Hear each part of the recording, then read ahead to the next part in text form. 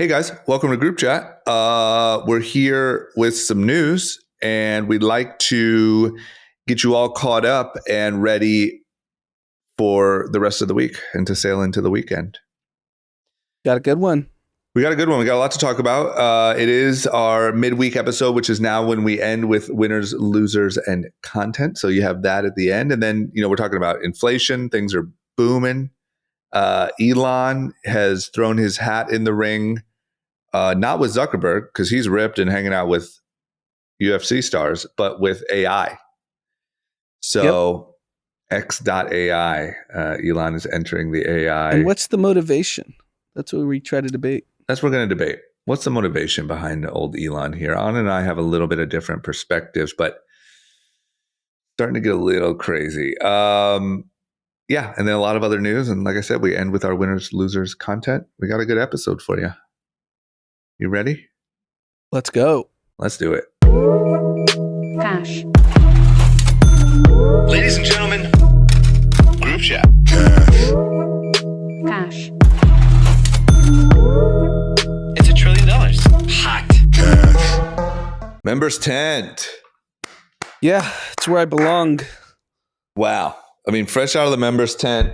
I see you got your merch. You're head to toe, huh?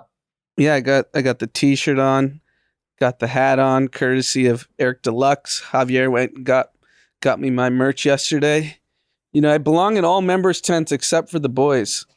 That's the one tent that I just can't get into. How that's the tent that's like the toughest to get into. Yeah. It's a tough crowd. The boys over in Venice, tough crowd. But good thing there's many other tents. Yeah, but I mean, I get it. That's a tough tent. Is that stuff for sale? It has been for sale and shipping this week. So people have been buying for the last 10 days, I think. Nice. Been great feedback, great sales. So everyone who's purchased, they're shipping this week. So you should get any day now.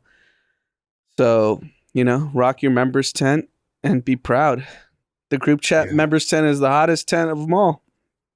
We definitely got to do like something with this, like maybe next time we do an event, we have a little tent, Yeah, because it's one of the few times like my friends, they're not like Gen Zers. They're obviously my age. Yeah. We're all turning 40 this year and everyone wants it. Everyone has been texting me for it. Yeah. Yeah, you live in a members tent sort of crowd. Yep.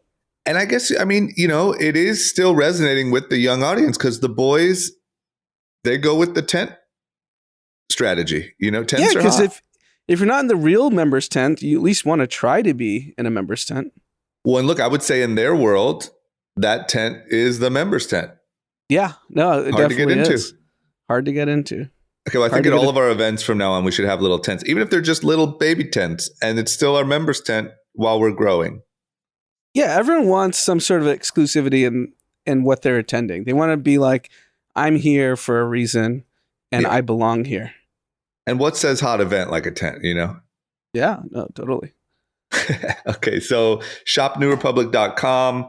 They're for sale now. They're shipping. Shout out to Eric Deluxe with a quick turnaround. There you go. He's on his way to Tokyo rocking members tent, so we're going global. Wow. We need some pics. Yeah. Okay. Well, D's out. He's running around New York. You got me and Anand today. We got some news to go over. I think the first thing we should just celebrate is we are hot. Stock market is hot. Everything's up. Recession's over. Inflation's at 3%. Yeah, it's a pretty big steep decline because I think June of 2022, inflation was at 9%, which is a staggering number. So if you think about it, pretty much 1 year later, we're down to 3%. The Fed's target is 2%. So we're getting closer. They're still scheduled to raise rates next month. What's interesting about the last 8 months with interest rates rising so high, the consumer really hasn't been affected. Consumer demand is still really strong. Companies are still delivering great earnings. And Americans are spending. Yep. But what the Fed has done with the interest rates is basically created all regional banks. Yep. And created all commercial real estate debt that was due this year because you'd have to refinance it. And when you have 2% rates refinancing to 8%, the math doesn't work. The business is insolvent and you have to hand in the keys. So I don't know. If you're the Fed, do you think about this as a best case scenario? Someone had to have pain to bring inflation down. We cratered 2 industries and no one wants to see people, fail and go bankrupt, but that's what's happened. But the average American consumer seems fine. It's not 2008 where the average consumer was the one that was fine. And actually it was the opposite.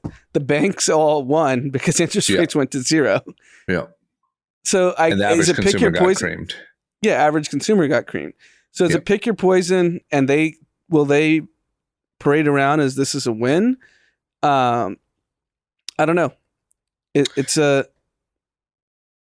I mean, if it starts to end here, if this is really the beginning of the end, I think.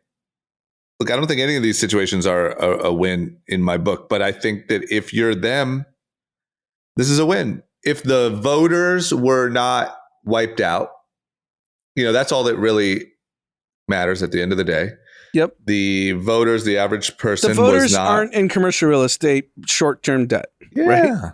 Yeah. So, as the way that the everyday American sees it, pain for the big guys, pain for the fat cats, and your average person, nothing changed too much. I think that's pain a win. for like isolated fat cat. Yeah. There's a lot of fat cats out there in the member state that are still fatter totally than ever. fine. Yeah. You're right. Because the only other thing that it affected was obviously it dramatically impacted IPOs, or it really impacted and that's also isolated, right? It was just the tech market, which is, a very small portion of the American population that was affected. Yeah, it affected like raising money, venture capital, once again, very isolated. I think it's a win. Look, if it's really the beginning of the end and the Fed isn't sitting there waiting for some sort of worse numbers, which you wouldn't imagine if inflation's at 3%. I mean, the jobs number 10 days ago was like bananas. I think it was almost double what they expected. Yeah. Wrap it up. Let's get back to the party. A small number of fat cats paid. Let's go. Yeah, I mean, the biggest criticism are 2 things. In summer of 21, inflation was already at 5% and they did nothing. Mm-hmm. And then in December of 21, they said inflation's temporary. Yep. And they got those 2 things really wrong. I understand rates had to go up, but had they started doing them back in 21, we wouldn't have had as dramatic of pain because people could have prepped. Even the fat cats at the regional banks and the commercial real estate, I think probably would have survived and everyone would have won if they just got ahead of the problem and just signaled like, hey, this is coming. Because the problem is in 21, when interest rates were still damn near 0, everyone was still incurring new debt and not trying to like restructure their balance sheet. Yeah. So they were the casualty. I think the American consumer is fine. I don't really see a hard landing at this point. Like with interest rates this high and everything's fine in the majority of the economy. Yeah. It would just be so nice. It would be great. It also like it's too early to celebrate, but it really showed me, because I wasn't paying attention to this stuff in 08, but like the amount of press of doom and gloom, once again, fingers crossed, I hope that's not actually coming in some way, but like there was so much like, expert who predicted 08, we're fucked, end of the year, blah, blah, blah. Like there was so much doom and gloom in the news about what was coming. And if we make it out, that I don't know. It makes me realize that, once again, obviously I should have realized this by now, but like, there's so much more clicks in everything's fucked news. And, it just seemed really scary. That's honestly like a problem with the way media personalities are incentivized to work. So like Peter Zahan, the guy that was on Rogan that we've talked about. Yeah. He was a very thoughtful geopolitical expert. like 3 years ago. Yeah. Like during COVID lockdowns, I read his book and he explained why geographically the U.S. is the best position to sustain the supremacy of the economy of the world, why the population growth is great, and explain what all the advantages like rivers and all this stuff in the U.S. that access to trade. And that was very thoughtful. And I was like, oh, wow, this is actually really interesting. The problem is now he's got to sell more books because he sold a lot of books 3 years ago. So he has to go on Rogan and say China is done in 10 years. Yeah. Plus you have to have an equally or bigger, bold prediction. Like if you get hot, you know, like it's just like making a song. You could make songs your whole life. You make one song that hits and now the pressure is to one up that song. And it just feels to me like he had a really good book. He had a really good sort of theory around this thing. He got a lot of attention and now you got to up the ante, you know? But it's scary when something is low stakes from how it affects society, like sports. I get why the sports talking heads say this stuff because there's no consequence. You say LeBron sucks. You say LeBron's the GOAT. No one, it's not affecting anyone's daily life. Yep. But if you say China's ending in 10 years, what is a Chinese citizen like who's hearing this? Like, wait, is my family going to die? Like, what's going to happen? Or like we talked about with Balaji and Bitcoin. There's going to be famine. Yeah. Balaji and Bitcoin. Perfect example. Yep. He knew it wasn't going to $1 million, but he knew if he tweeted it, he can go viral and everyone talked about it. It was on every mainstream media platform. It's because unfortunately the incentives for Shaq and Charles Barkley are the same for those guys. It's just clicks and number. Nothing changes if they were right or not. And I just think that's the problem with everything nowadays is you get so used to clicks or book sales or impressions being the metric for success that you kind of lose. There's like these other second and third order consequences to what you said maybe that have no effect. It doesn't matter. That's not what you're checking. Yeah. Balaji, nothing happened to him negatively. No. He's still on every big podcast. He's still on every big, platform. Yeah, it was a positive. Not only did nothing negative happen, positives happen. Everyone knows who he is now. For that. Nobody says, hey, we're going to cancel our interview with you because you were really wrong on that. They're like, oh, Balaji, the famous guy. Let's have him on and talk.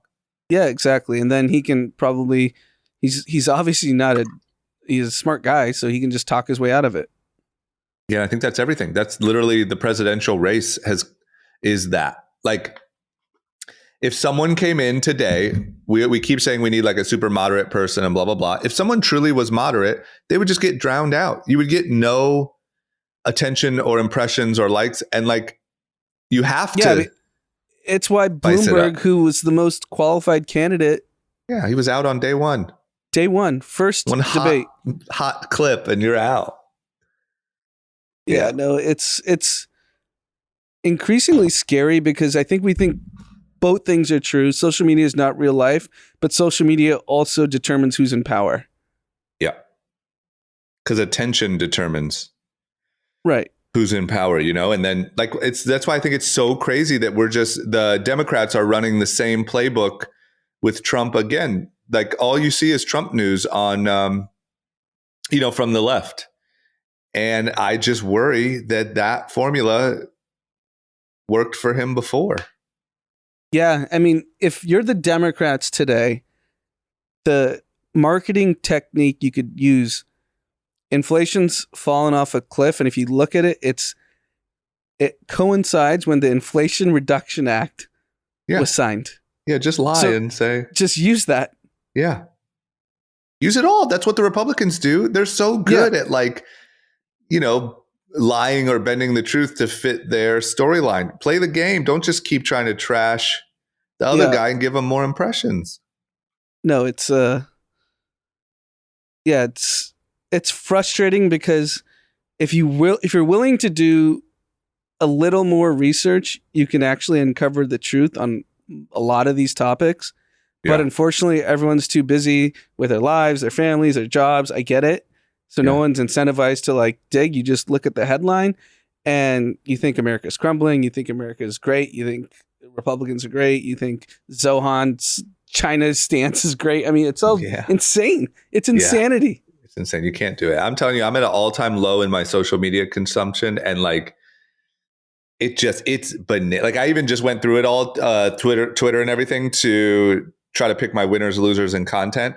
And so I went to the trending topics, and it's just like, Ukraine, Trump, people are arguing over like Greg being nominated from Succession for the Emmys because he has, allegations of like, it's just like, holy fuck, man. He has allegations? Wait, what? Greg from... Yeah, so Greg from Succession. I saw he was trending on Twitter. That's why. Because he... I have no idea if any of this is real, and I have no dog in the fight because I don't know. But apparently he like owns a bar or something, wherever he lives, that's like by a college campus. So just picture Greg, famous from Succession. Apparently he has this bar, and like it's a bunch of college girls, and apparently he hooks up with college girls and he brings them to the VIP room, and everyone's claiming that there's been underage girls that have been served alcohol and that he's predatory and whatever. I have no idea, but there is a very strong internet group against Greg from Succession because he's a predator, and they're not happy that he's So another thing on TikTok that has gone viral in the last 3 weeks. Solomon Bird, it's sitting in the office today, USC football player. Shout out to you. He was asking me about this viral clip, like Michael Jordan's broke from gambling. Do you believe it? Yeah. That's why he had to sell the Hornets. Yeah. And I was like, this guy makes $150 million a year guaranteed from Jordan Brand. Yep. His net worth from Charlotte Hornets is $2 billion that he's going to make on this sale. He can. There's not a counterparty where he could lose that much money. Yeah. Yeah. Like if you just break down. Yeah, he could be broke, I guess, if he was a psychopath and he was betting tens of millions of dollars on every little thing. I don't even think you could. A casino will take $150 million a year. I agree. But my point is, he could be broke for a month until the next royalty check comes in. It's just too much money. It's just not possible. Too much money. He's made this much money for like 20 plus years post his career. Yeah. But if you go on TikTok, there's all these people that are doing clips like, this is why Michael Jordan sold the Charlotte Hornets. Yeah. Because now, this is what's so crazy about the world we live in. And like, I don't know, Malcolm Gladwell should write a book about this. I'm not the one to talk about it too much. But like, what do you do when the content creators, that type of content does really well on TikTok? So they no longer care if it's true or not. They only care about getting views. And so you follow a format, you get views. Now a rumor becomes known, and they move on to the next one and they do a similar format. But all they care about is this like mystery, discovery format, because that format is popular. And it just causes a casual user with maybe a little bit of, doesn't know. I don't know. If you didn't know, like I could see my cousins calling me and be like, damn, Jordan's broke. Yeah, That's Jordan crazy. owns a NASCAR team. He owns so much shit. There's like, it's actually, if you want to say gambling is the reason he goes broke, it's actually mathematically impossible. Yeah. But it doesn't matter. Because the royalties are forever. Yeah. Like 150 may go to 160 next year. It's not going to 20. Yeah. You know what I noticed is like, we all want to live. This is my big thought of the week. We all want to live in like a free society, right? Like we want to be free. We want to be able to do what we want, eat what we want, consume, no censorship, whatever. But the responsibilities that come with living in a free society are like pretty, like, I don't even know if we can take them. It's like, most of the food is terrible for you that are your options. Most of the, the medical system is made to treat, not prevent. Social media is just 99% bullshit and inflated things. All this stuff, like to be able to parse through that and use your own judgment of what's bullshit, what's healthy, what's the right thing. Like, it's tough, man. I'm not saying I want to move to a dictatorship, but you got to have a lot of responsibility. It's interesting because when we were teenagers in the 90s, the conspiracy theories were pretty reasonable. Yeah. like the conspiracy theory that JFK might have been assassinated by the CIA. That was like crazy to say. Yep. Today, that's child's play. Well, that's nothing. Did you see Jack Dorsey was just on a podcast saying 100? It's 100% fact. Yeah, I actually saw that clip. Yeah, and Jack Dorsey's in those circles. Like he knows, similar to we bleeped out from your comedy show last weekend. Yeah. That guy knows things. Yeah. Yeah. So anyway, what's your point? You're right. My conspiracy point is, theories used to be nothing compared to what they are today. Because people didn't have this like ability to consume. Yeah. Is it uncensored content with no consequence? I would say like unfiltered. Like it's just, there's no parent company. There's no, standards and practices. I know we've talked about this, but if 9/11 happened today, there would be zero consensus on what happened. Not only that, but the same way that everyone talks about after 9/11, the amount of pride for America was like through the roof. Mm-hmm. I think there would be like protests the next day that, Biden did it. Like, I don't think you would get that same. Hunter Biden did it. Like the cocaine what would be in the White House was blah, blah, blah. I don't think that you would even have that moment of, a month where everyone's driving around listening to country and swinging American flags. I think it would instantly be like, Bill Gates would get blamed for sure. Yep. Epstein. There'd be TikTok frame by frame. Here you can see Epstein's plane actually flying into Tower 1. I mean, it's insane, but you're right. Yeah. But here's what else I wonder. I honestly wonder this, especially after just going on like an American history deep dive the last month, are things actually crazier than they were before? Or with the invention of the internet and the fact that everyone can talk to each other and you can even see a random video about Michael Jordan being broke, is it just like now you tear down the walls where everyone can share everything, and anytime there's a shooting, someone caught it on video. You can literally watch cell phone videos of the war in Ukraine live happening, like people dying. It's insane. Is it just that now with this unstructured access to information, it's just too much? I think it's too much, and I don't think it's real life, because if I look at my daily life, even when I come into the ghost offices every day, I'm damn near 20 years younger than Solomon, or 20 years older, and I can have a very normal conversation with them about various different topics. Javier, I'm 15 years older than, and we all have different backgrounds, and everything's normal. Yeah. Yeah. And I just think like, I don't know, man, as bad as like the war in Ukraine is, and as bad as like things have been insane, like the Vietnam era or World War II, or like, it's just, I don't know, things have been so different. And I think the secrets have always been there. The conspiracies, those things have always been happening. It's just now people can talk about them. The problem is we overdo it and we get into Jordan being broke. We overdo it. And then even in the political side, I don't know if you've noticed, obviously you're not on social media, so you probably haven't noticed this. So the DeSantis-Trump battle is like going on real time, as hard as you can possibly imagine. Mm-hmm. DeSantis is running ads that Trump is pro LGBTQ, and he has all these comments of how Trump passed this bill, how Trump is progressive in this side, and that's bad. Yeah. And that's on one side. Yeah. That's what's wild. It's like the Democrats funding all the, the strategy of the Democrats funding the outlandish Republican candidates, which worked. Yeah. That's just a whole nother layer of like clusterfucking all this information. Or DeSantis is campaigning that Trump is too open-minded. Think about that. To try to get Republican voters. And then what, does Trump have to rebut it and say, no, I hate all these people. I hate them. Oh my God. Okay. Well, it's scary. It's wild times. What's up with Coinbase? They're just crushing it. Yeah. Coinbase.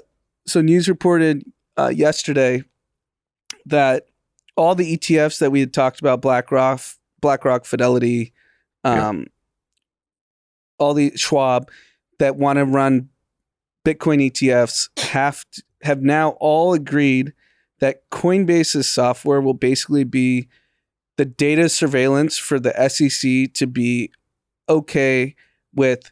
There's no market manipulation, so they share all the data, not individual accounts and Drama's buying an ETF, not that. Just basically like, here's the data flow. Let me just shoot. Apparently, all ETFs apparently have to have this now, and they're using Coinbase as like the authority in providing that data. Coinbase is also the custody for BlackRock for the ETF. So what's increasingly happening, and I've talked about this a long time, Coinbase is effectively going to be a monopoly on crypto access in the Western markets. Yeah. So think US, Europe, Japan, Korea, all these countries that play by the rules. Coinbase is your only solution because everyone else has become either fraud or gone out of business, over levered, and stocks up 300% year to date. Yeah. And this is why, but it's also down 80% from IPO. So, win some and lose some. Yeah. This is why I never wavered in my belief. I haven't sold a single share. Yeah.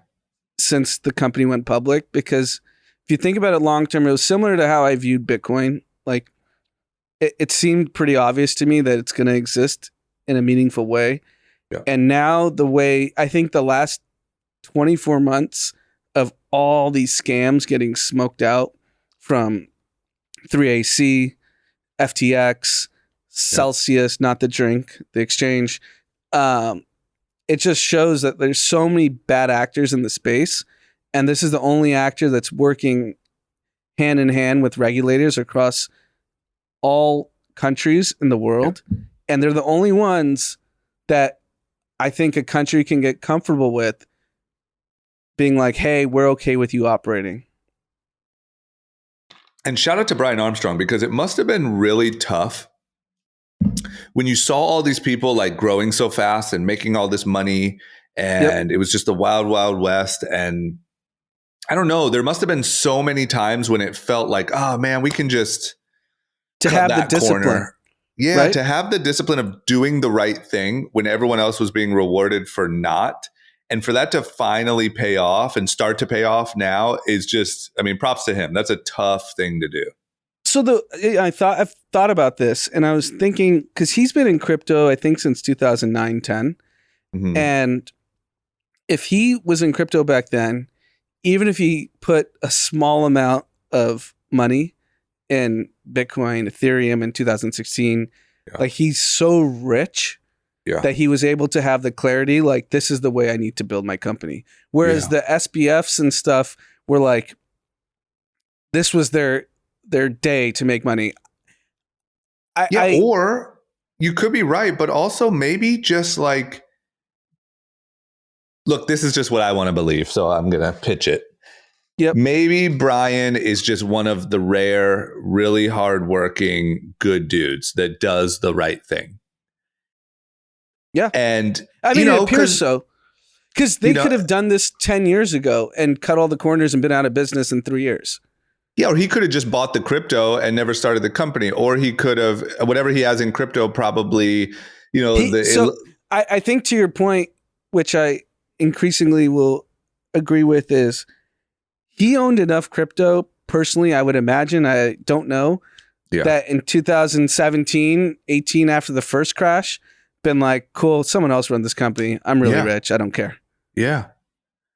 Yeah, I think he could have bailed out. And I also think vice versa. I think SBF, he had his little Bitcoin swap hustle and he could have made money and not, hurt anyone.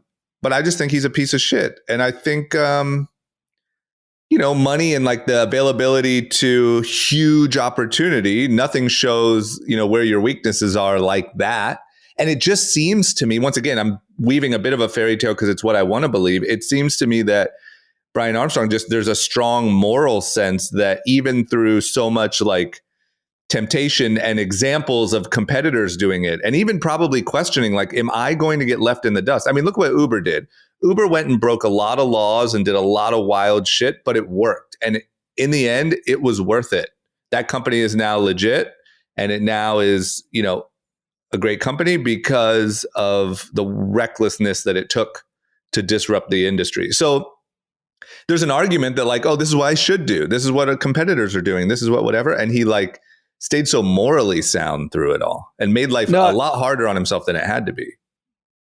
Yeah, 1000%, because there's a counterexample. There's a guy named Charles Lee who's a top 10 employee at Coinbase. Mm-hmm. So he started Litecoin. Mm-hmm. And in the peak of the mania in 2017, I think he liquidated $900 million of his position. Yeah. And wrote a blog post how this is morally the right thing to do because I need to be removed financially from the product so I can actually lead the product. And this guy's nowhere to be found. Yeah. He's not on Twitter anymore. He's not anywhere. Yeah. He did the right thing. And think about it. If you made $900 million in 2017, you put in the SP 500, he's probably worth like $3 billion now. I mean, do you know how easily Brian could have made coin and it just... Oh, easily. You know, pump it and dump it and make a few extra billion? I've been around him enough to... I think you're right that he just actually he really believes in the mission. Yeah. It's just cool to see. I know we talk a lot about like fucked up business people, and obviously those stories are a lot more fun to talk about, but he just strikes me as a good example of someone who really believes in Bitcoin or really believes in crypto truly, but won't cut corners or, you know, cut morals in order to get there. And it seems like right now it's starting to pay off because look where he's at and look at where like CZ and SBF are. Yeah. And like, think about mentally what he had to go through between IPOing 21, you're the hottest person on the block in March of 21, and your stock just gets cratered. Yeah. To the point where people are like, this is a scam, this is over. And he just level headed, and he's just put his head down and worked. And he's obviously rich enough where he doesn't have to do that. So props to him. Props to him. Okay. How about this? X.AI is now live. And if you're wondering what X.AI is, it is, you know, Elon, his go, him and his people, their go at AI, at, you know, their ChatGPT products, so to speak. So this release this morning, X.AI, I don't think anyone really knows what they're up to, but it's obviously like an OpenAI situation. What happens on the website? Is it like a chatbot? Hire for roles. They're like, drop your resume. And they're trying to build out the team. And, you know, I was actually talking to Zach White this morning because they released all the people that are part of like this founding team. Yeah. And he made the comment, this is the equivalent of like assembling the dream team of AI research and sending them to Barcelona in the 92 Olympics and just beating the shit out of everyone. Really?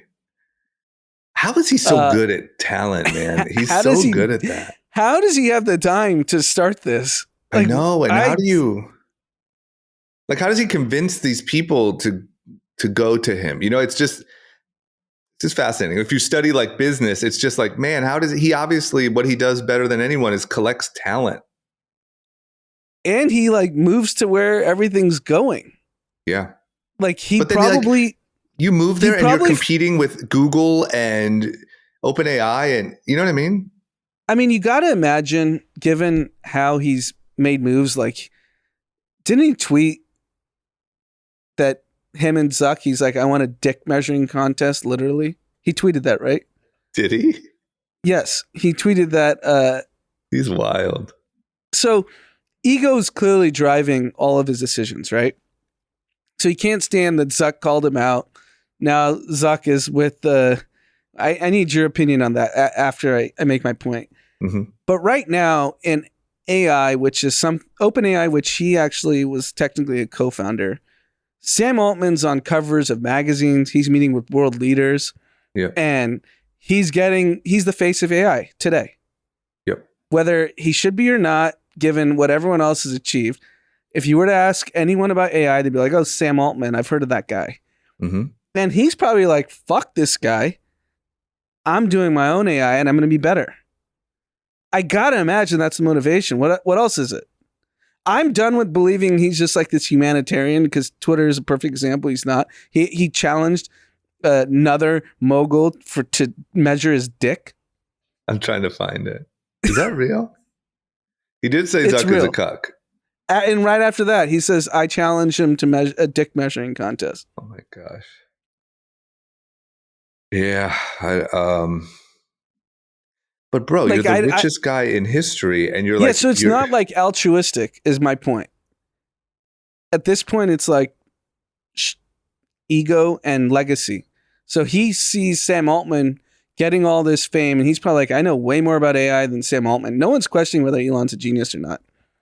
Now he just doesn't want anyone else to have the shine. I cannot analyze. I just don't get it. Because if it's ego, like what else? What else? Nothing else will do it. I think tech moves so fast, and tech is, I mean, if you look at the S&P 500 or NASDAQ, they're the biggest companies.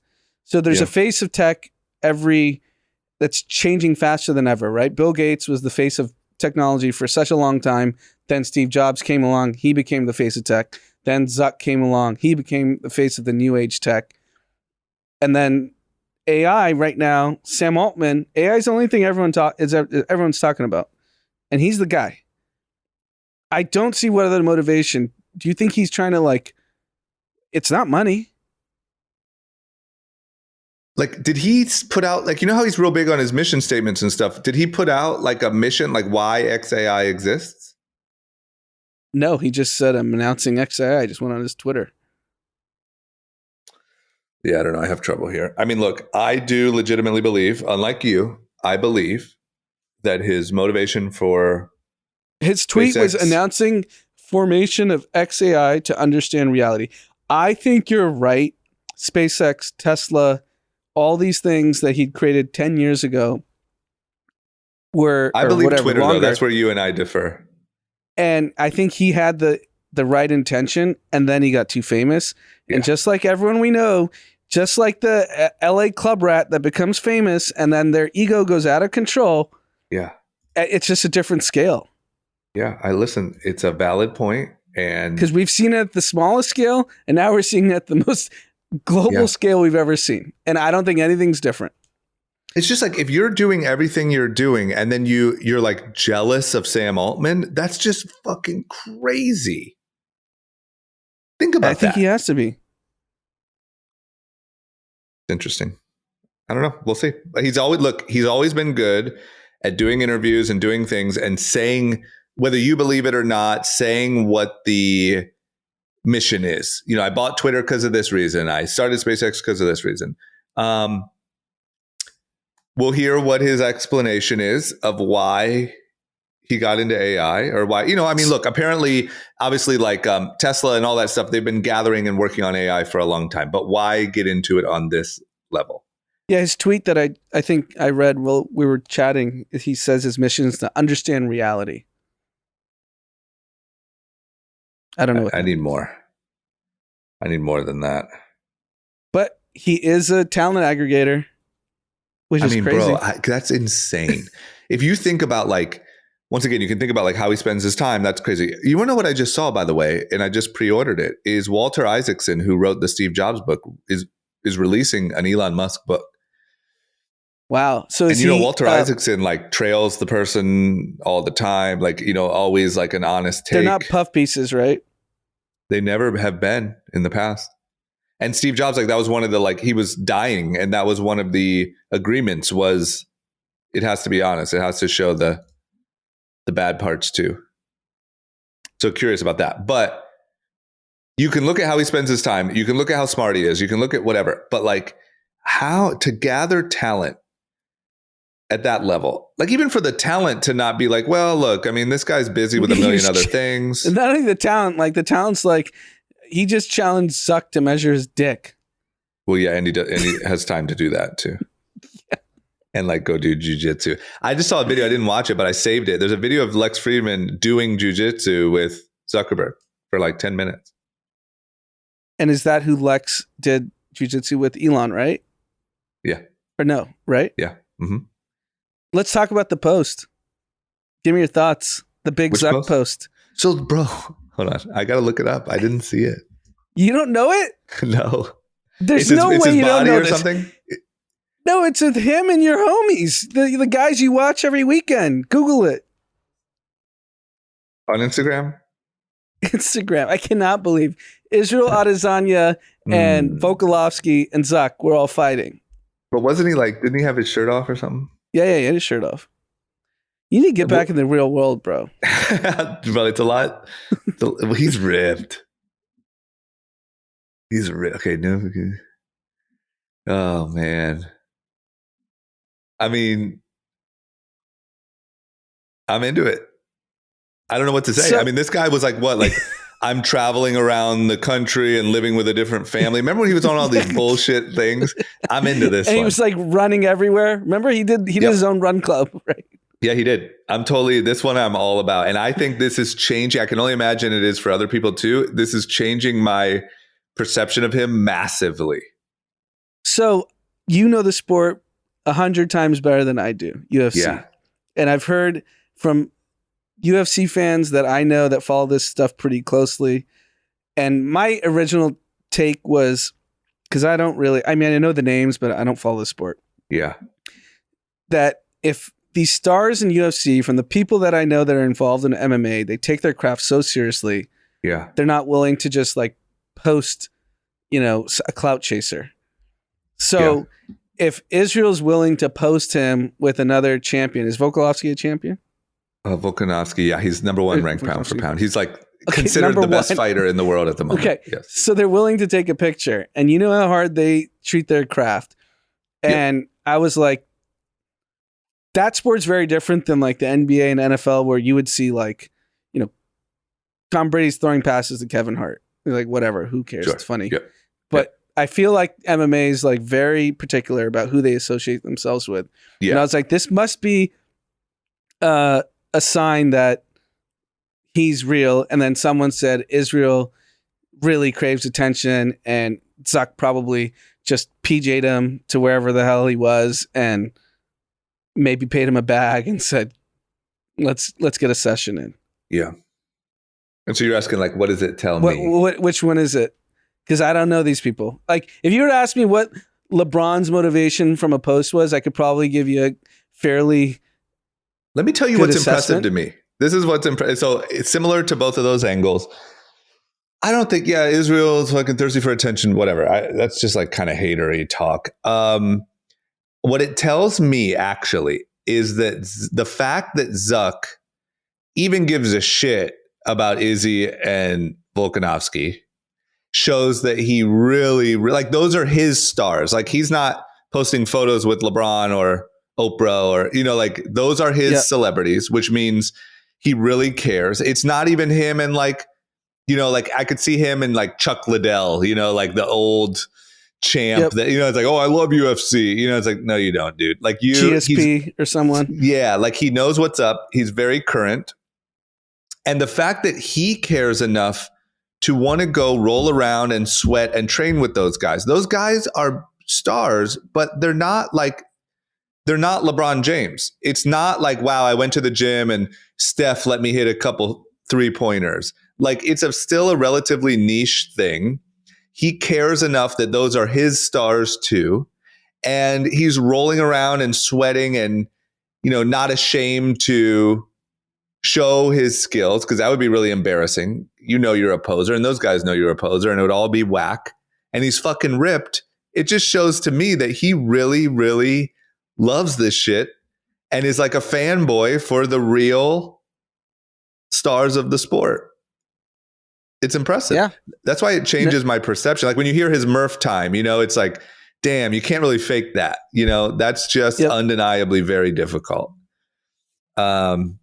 And those guys, of course, if Zuck wants to come hang out with them and he's like actually about it, to your point, yes, like they're over the moon.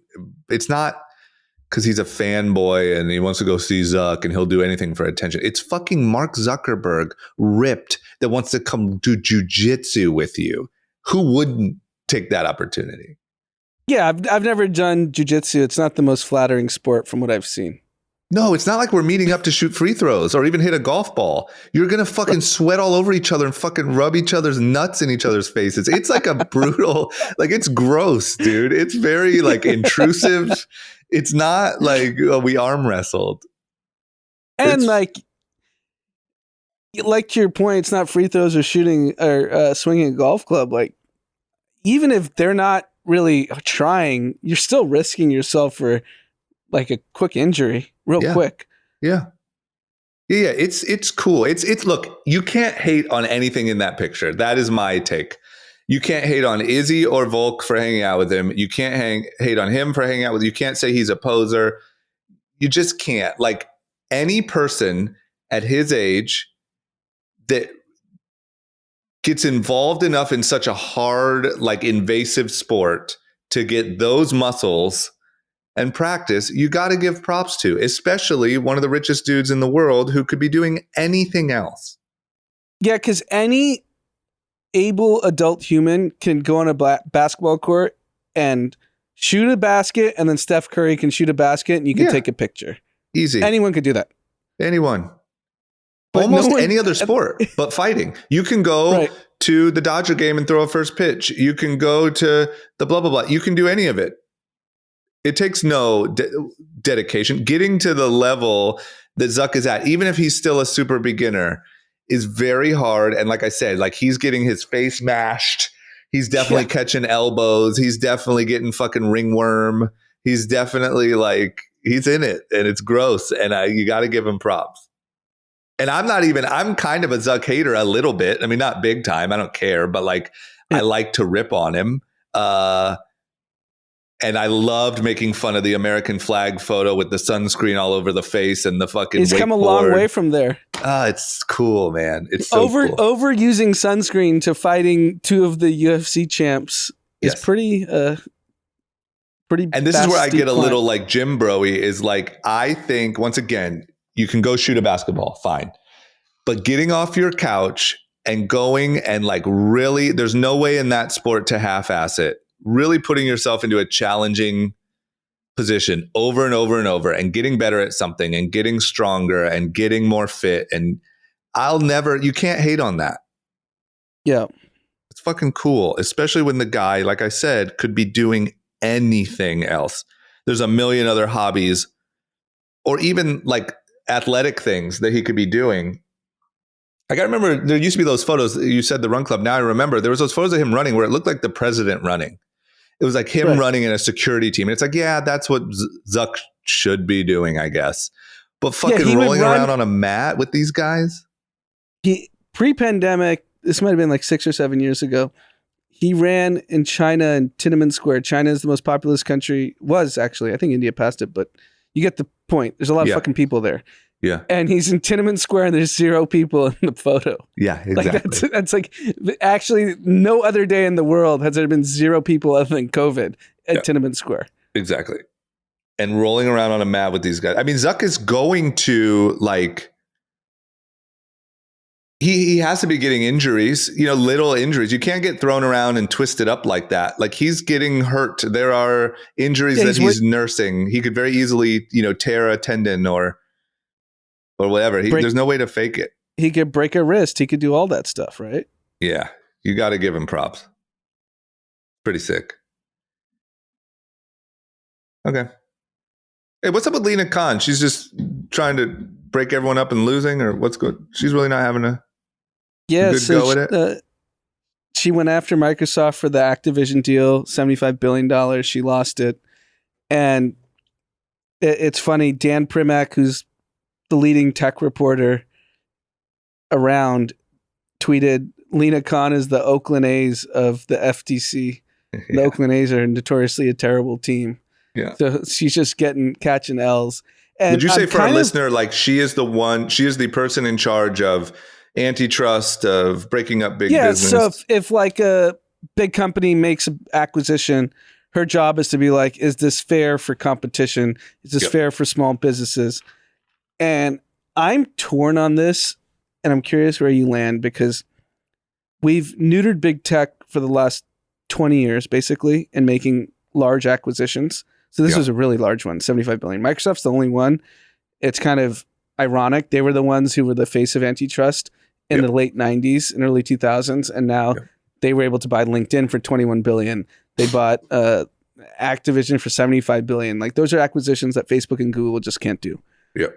And I get it from a small business competition. Like, you can't build the next great company if you have 5 oligarchs in the big tech CEOs that are controlling everything. But then from a national security perspective, look at TikTok. They had a company, ByteDance, that came in and kicked everyone's ass because they don't play by the same rules. So I don't know what there's moral angles to both sides, but TikTok was a perfect example. If you don't let big tech run wild and you're not going to, and especially if we're not going to regulate them. Yeah. So if you're not going to regulate them the way you regulate US companies, like Shein, TikTok, they're not getting regulated. They're I just saw yesterday, I just got sent, because now we're on it, is Shein has our We're Not Really Strangers game on their website. It's fake. And all they did was take our product images, and on the word strangers on the box, they blurred it out. And it is up on their website. And it's the exact same game. Have you bought it? I haven't received it yet, but we bought it, and it's just a fake. What's the price? Give me the price difference. That's going to be the funniest. I don't remember. I think it's half. Which is I crazy. think it's like $12 or something. Yeah. And they probably just use all your guys' quotes from the last how many years you guys have been around, and put it in an AI and change it a little bit. But I don't even know if they did that. I think they literally just took our game, and like, we have problems with that on other things where, like, you know, in China, they'll just make the exact replica of the game, but like the red is a little orange, you know, that like we spotted on Amazon or whatever. But Shein did it, and all they did was blurred out the word stranger. So it still says "we're not really," and then it's just blurred out. You gotta send me this. I'm gonna send you a screenshot. That's wild, and it's a board game. It's the exact same everything. Else. No, it's the same everything. Yeah, no one's Shein. regulating. It's not like Alibaba, some manufacturer is selling. It's not like an Etsy seller. Yes, fucking Shein. It is so wild. And the reach. I'm sure it's doing great. Probably killing it. They probably got ads cruising. Do you have any recourse on that? Can you do anything? It looks like it. Yeah, but I'll know a lot more by the end of the week. But yeah, it looks like we'll be fine, and they'll have to take it down. But the point is, they can just keep doing that over, rinse and repeat. Yeah, the point is, there's no real policing. You could get it taken down. The consequence is they take it down, but there's no punishment. No, zero. So to your point, exactly. I feel it personally today, and I'm not feeling it from fucking Microsoft. I think the bigger threat is that type of stuff. But I agree. Look, I'm also in the mood right now of like a sort of killing. I'm very American, exceptionalism, and I miss it.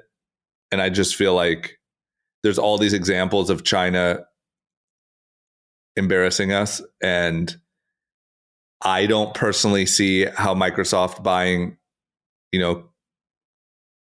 freaking Call of Duty is going to actually do it. I think there's just, I don't know. I think the line is very blurry between where are you actually looking out for small businesses and where are you just anti-success, anti-wild success. I think there's a group of people in politics that hate billionaires and their constituents, and that's all they talk about, and it's ridiculous and it's corrupt and every billionaire is fucked up and it should go to the little guy. I think that line is very blurry, and it sounds to me like the reason Lina Khan is losing these things is because she might fall a little bit more on the just, I don't like it because it's big. If you really care about if you really care about the consumer or small business, like Amazon should have never been able to do private label. That's who's affecting small businesses. It's not this type of stuff. No, because I've seen people in venture tweet out in the last 48 hours, like, I guess we're all okay with just having 5 warlords, Zuck, Tim Cook, Jamie Dimon, Yeah. I'm Elon. okay with it. And that's self-serving because it's tough to compete with them. Yeah, it's also startups, better and that's than your having business. one. I mean, China has one. We've at least got 5. Yeah. And they have to compete. I just think it's a little, I don't know. I hate the just hate it because it's big thing. If you can show me I think the places where small businesses are being affected aren't these type of things. I think Amazon has wreaked havoc on small businesses. Yeah, and Shopify has helped small businesses. 100%. Like a counterpoint. Yeah. So I think there's just a little bit of hate it because it's big. And I think naturally you're going to have 5 behemoths. You got to look out to make sure it's not predatory. That's just the way it's always. And especially if you're going to have 5 behemoths and you want to regulate them, then just don't let foreign countries, especially the number one enemy of America, which is China, come in just a free-for-all. Yeah, because really, if you look at it, all 5 of those behemoths are really worried about one thing, I would guess, and it's probably China. And think about it, your business, because there's no regulation on Shein, you had to spend money on a lawyer. You incurred costs. Yeah. Yeah. And I'll have to do it probably over and over again. Right. Yeah. Yeah. 100%. And there's no protection. But no one's it's not like the U.S. government's going to refund you on your legal bill. Yeah. That is what's actually can you imagine the damage that Shein has probably done on small businesses, small apparel companies, small. And think about how many upstarts that have seen some traction. They scrape some data. They just knock them off and they can't exist. Yeah. That's the real threat. It's not, in my opinion, it's not these type of things that, like I said, they just don't like because they're big. You just see 75 billion and you're like, nope, not on my watch. That's not what's actually impacting anyone. Yep. Okay. It's that time. Let's do our winners, losers, content wrap up. Anand, who's your biggest winner for the last week? My biggest winner is Christopher Eubanks. He's an American tennis player. He just lost in the quarterfinals this morning to Medvedev, who's like a top 5 player. And the reason he's my winner is because he's 27 years old, which in tennis years isn't young. And he really hadn't had great success for most of his career. And obviously he's a pro, so he's obviously successful. But he was trying to crack the top 100 and was having trouble doing that. And he just came on my radar during Wimbledon because he just got on fire. And he was doing media because he thought tennis might be a wrap for him. And he was kind of hedging. He would do some media spots and now not announcing it, being an analyst. And then a month ago, he just catches fire, wins his first ATP Tour title in Mallorca, and has been on a heater, gets to the quarterfinals of Wimbledon. And almost he was 3 points away from advancing to the semifinals, which would have been for an American, we haven't seen that since Andy Roddick, which is damn near 18 years ago, I think, at this point. And it's just a testament to perseverance and not giving up, and at the highest of levels in a sport that he it can change at any given time. And now he's a no name. He was the main. So Alcaraz, who's the number 1 seed in the tournament, was on ESPN2. Christopher Eubanks was on ESPN 1.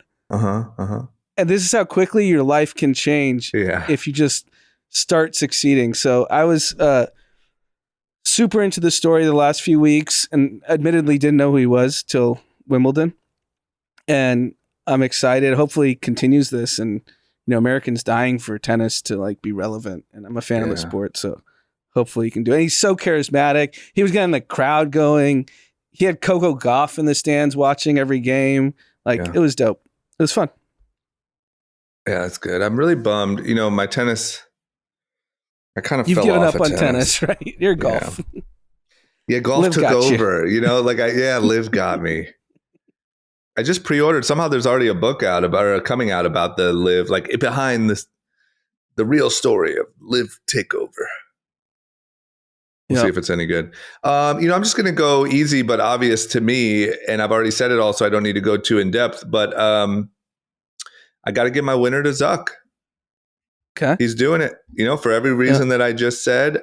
I thought the guy was a weird robot dude when he was in front of Congress drinking out of that water, and it looked strange. And my perspective now when I watch Social Network, I see him as the jerk and the Winklevi as the victims, but that's starting to change. And I think the Winklevi are starting to look like little bitches. And if they don't like it, they can see him on the mat.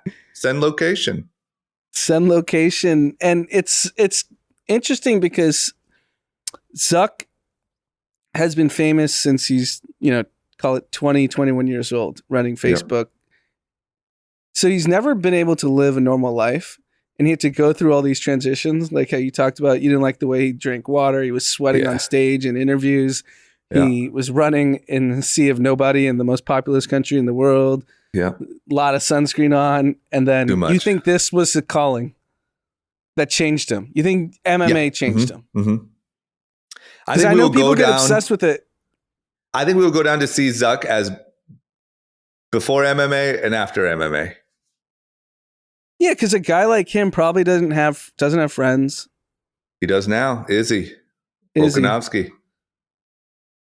That's the other thing is like, not to be cheesy about it, but even since I started doing boxing, or I know a lot of people talk about this like in football or like that actually play sports, like, the friendships that you make trying to do something hard together and like that respect level. And I'm sure he has like friendships like he's probably never experienced, even if they're still, a little weird because he's still Zuck, but like probably the way he feels with his like trainers and, whoever his little crew is that's usually around when they're working. Like, I think there's going to be forever Zuck before MMA and after MMA.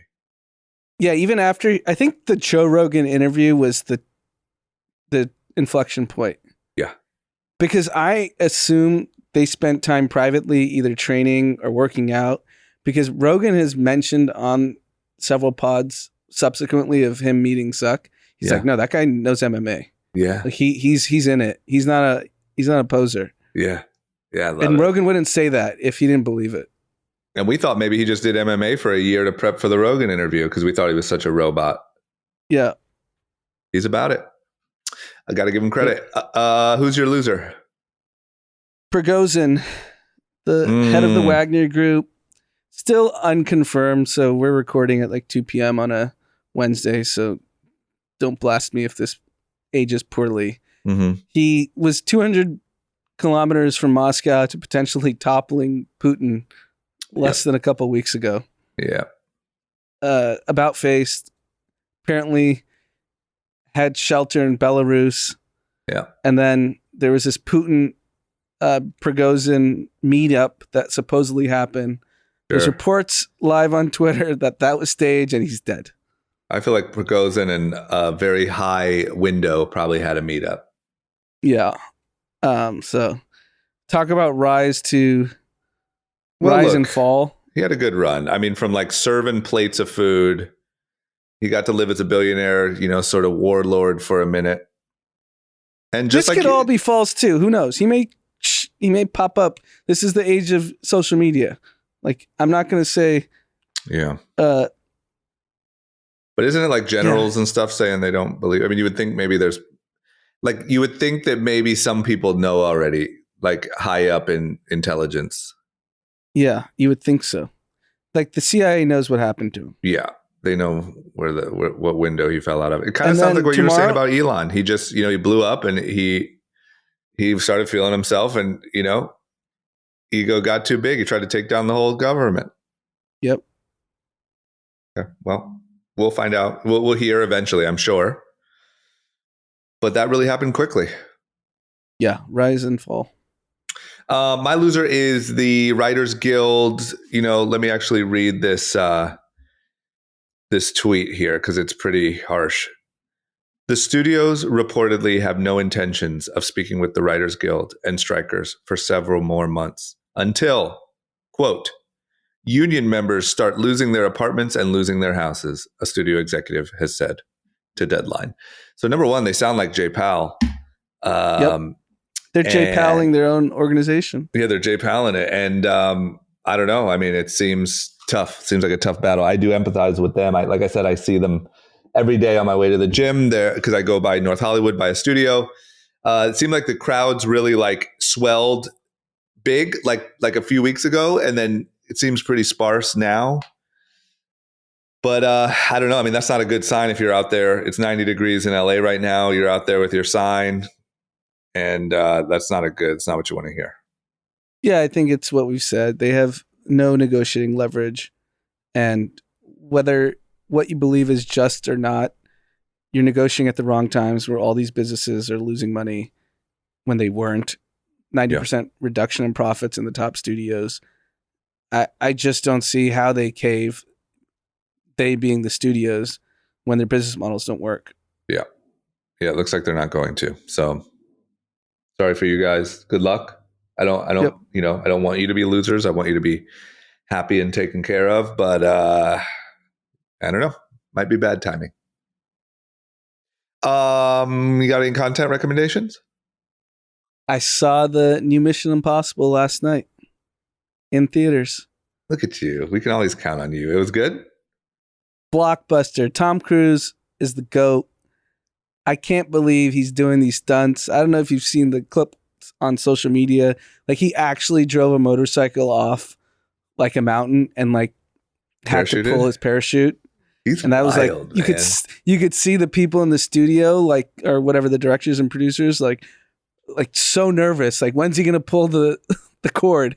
And that's a clip on social media, obviously not in the movie. But I mean, he's just, I don't think we'll ever see anyone like him again. No, he's wild. He does. Did you see Top Gun in the theaters or not? No, at home. So in the theaters, in Top Gun, he does like a little prologue before the movie. Yeah. Like saying like how hard they worked and I hope you guys enjoy. And he did the similar thing in Mission Impossible. Like, this is why we come to the movies. Enjoy. Yeah, you can tell that guy just loves cinema. And I enjoyed. So the GOAT, Tom Cruise. I'll look away from all the Scientology craziness. Yeah, you got He's a fucking great You got to actor. respect the art. I just like, man, he's wild. I just wonder, like, how long this guy's going to be like 80. I feel like fucking jumping out of airplanes and shit. Yeah, I don't think he's slowing down. Okay, well, good for him. You gotta support it. It's a great movie too. Yeah, maybe I'll go see it. I've been. You know how stressful it must be. Yeah, you should go to iPick. It's worth it. How stressful it must be to be on the set with Tom Cruise. Yeah, or to be like the studio who's like fronted all of this money. You know, or this like guy's gonna fucking die. Or like a role actor. Like, if he doesn't like what you're doing, he's telling you. Yeah. There's a famous story from Top Gun. You know the beach scene where they're all ripped and everyone's like playing football in perfect shape? Yeah. And apparently they had all dieted like these crazy diets, like not drinking water, like just trying to get as ripped as possible for this scene. Yeah. And after the scene was filmed, the cast, not Tom Cruise, the rest of them, like Miles Teller, all of them, they all were like, finally we can eat. So they go to like the bar and drink beers and burgers or whatever. Yeah. And Tom Cruise calls them and says, I don't like the scene. You got to refilm. Oh my God. That really happened? That happened. I read it somewhere. God. Yeah, he's wild, man. He's a wild dude. And these are like stars. Miles Teller's not some like, fill-in guy. Yeah. Yeah, it's so good. I just love, because I feel like that used to be so normal. I just love outlandish shit like that. Yeah. You know, like I feel like movie stars just used to be like that, just weird and, demanding excellence. Yeah, I miss that.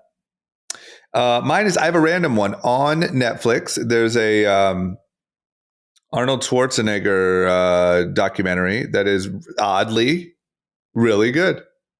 Wow. And it's 3 parts. And the first part is about him becoming a bodybuilding champion. The second part is about him becoming a blockbuster actor. And the third part is about him becoming a politician. And I got to say, the guy is just very, like put your mind to something, at least the way that it's told. You put your mind to it and do it. He did these 3 very difficult things to do, sort of separately from each other, or almost where like, becoming an actor when he was a bodybuilder, everyone said like, that's not what an actor looks like. So you're not going to do it. And then becoming a politician, everyone was like, you're a bodybuilder actor. You're not a politician. And he did it. And it's actually shockingly good. Is there any negative stuff about him or is it all positive? There's a little negative about his philandering and his baby with public. His cleaning lady. Yeah. So I guess the problem with documentaries, when the subject's involved in the production of it, you're not getting the real story. So like when you said Walter Isaacson's doing the Elon, I don't think Isaacson's going to compromise telling the truth. And Elon's probably okay with that. Yeah. I agree. I do agree. Look, if you take that out of it, it's a good, it's very motivational, the sort of like, I put my mind to these wild things and I did it. You'd have to suspend judgment on that other stuff though. Yep. But I agree with you. Okay, that's all I got. What do we got? Do we got shout outs? Got some shout outs. We'll do questions on Sunday. Love it. Who do we got? From Shrew to Dimple. Dimple and Shrew, huh? Interesting. Happy birthday. I hope you have an amazing day and year. So Dimple, happy birthday to you. Happy birthday. And I'm just endlessly curious about Shrew and Dimple. Like, are these nicknames or these pet names you guys call each other? They're Indians. Dimple? Those are Indian names. Yes. Really? Yeah. You take your Hindu card away. Don't you dare. Dimple, that's sick. Okay. Savannah, from Savannah to Josh. Happy 27th birthday to my favorite Kathy. Okay, this one comes with a question. What's the team's best advice for that phase coming out of your early 20s and into your 30s? I'll go first. It's time to get your shit together. It doesn't mean that you have to completely stop like going out and having fun, having some drinks.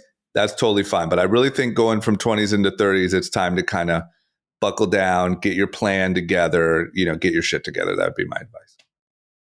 Yeah, I think it's similar. You have to start having a plan on where you want your life to be in 10 years, whereas in your 20s, you don't have to.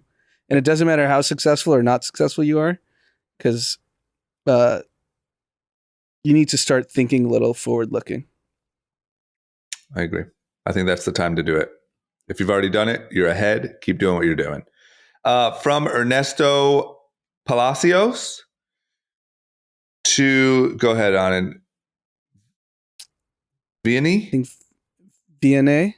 Okay, you're the expert at this. Vianney Palacios. We love the pod. Been listening since the beginning. I want to wish my wife a happy 5-year anniversary on July 11th, which is today when we're recording this. No, yesterday. Oh yeah, happy anniversary yesterday.